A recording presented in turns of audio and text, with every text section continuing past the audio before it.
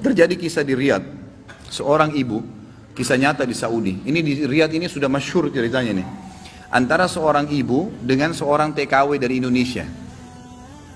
Ada satu ibu sudah divonis di Saudi, operasi kanker dia terakhir sebulan lagi. Kalau tidak berhasil, dianggap sudah mati dari sisi medis. Ini keberhasilannya kecil sekali, 10%, 90% mati orang ini. Sebulan lagi menurut ilmu medis. 3 hari setelah divonis begitu sama dokter, sebulan lagi operasi terakhir, datang pembantunya dari Indonesia. Seminggu pembantu itu kerja, bagus sekali kerjanya. Masya Allah bersihin rumah, masak segala. Tuan rumahnya ini senang. Tapi selama dia kerja seminggu, ada satu perilaku TKW ini, pembantu ini, yang selalu membuat tuannya mau nanya sama dia tapi nggak enak. Akhirnya setelah seminggu itu ditanya, ternyata dia kalau siang hari, habis selesaikan kerjaan semua, habis siapin makan, dia masuk kamar mandi, lama di kamar mandi pembantu ini. Nggak tahu buat apa gitu. Pas dia keluar dari kamar mandi, setelah seminggu ditanya sama majikannya, maaf saya mau tanya, kenapa kamu ini setiap masuk kamar mandi, lama, ngapain? Langsung nangis tiba-tiba TKW itu menangis, pembantu itu menangis. Dia tanya kenapa kamu nangis? Dia bilang ceritanya begini sebenarnya. Sebelum saya berangkat ke Saudi di Riyadh ini, 12 hari sebelumnya saya baru melahirkan. Dan saya punya bayi di Indonesia. Saya lagi susuin. Nah saya tinggalkan karena keadaan ekonomi. Terpaksa saya tinggalkan. Visa sudah keluar, saya melahirkan, saya berangkat. Nah saya masuk kamar mandi ini, saya keluarin air susu saya. Karena kalau tidak payudara saya sakit.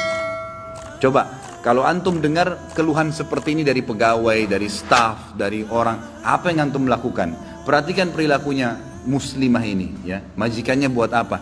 Ini ternyata menjadi penyebab penyakitnya hilang. Apa yang dia buat? Dia bilang, baiklah. Sambil dia nangis, dia dengar ceritanya, dia bilang, baiklah. Dia masuk, gajinya itu 800 real per bulan. Tuannya ini kebetulan punya duit di rumahnya, diambil dikali 24 bulan, 2 tahun. Dikasih pembantunya, ini uang kamu ambil. Besok saya belikan kamu tiket pulang ke Indonesia. Anggap kau sudah kerja 2 tahun. Pembantunya bilang, nggak apa-apa. Dia bilang, nggak apa-apa.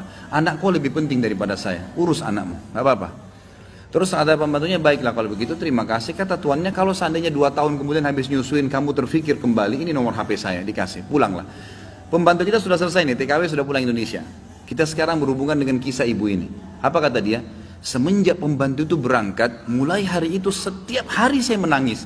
Menangisnya bukan karena sedih penyakit saya merasa terharu, susah menggambarkannya, terharu betul dan bersyukur kepada Allah. Bagaimana Allah membukakan pintu itu buat saya. Saya selalu bersyukur terus sama Allah karena saya terfikir untuk kasih gaji 2 tahun. Mungkin kalau terjadi pada kita, kita bilang, baiklah kamu pulang aja minimal. Pernah gak antum terfikir kasih gajinya lengkap semua?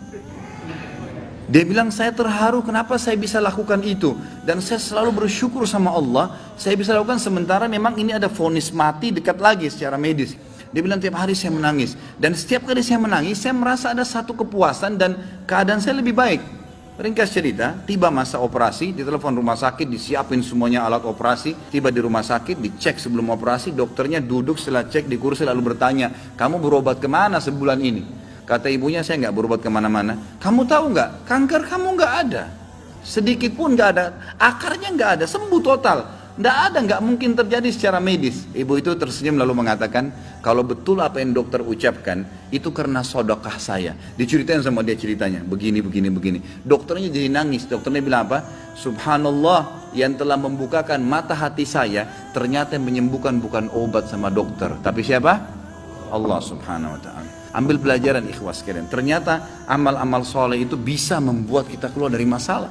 Abdullah bin Umar dan Abdullah bin Abbas radhiyallahu anhum ajma'in, itu kalau beliau sedang menghadapi masalah dan tidak pecah, beliau keluar cari orang miskin dan sedekah. Keluar bertawassul dengan amal soleh. Seperti itulah. Mungkin sampai situ dulu, mudah-mudahan apa yang kita bahas bermanfaat dan menjadi tambahan ilmu buat kita. Assalamualaikum warahmatullahi wabarakatuh.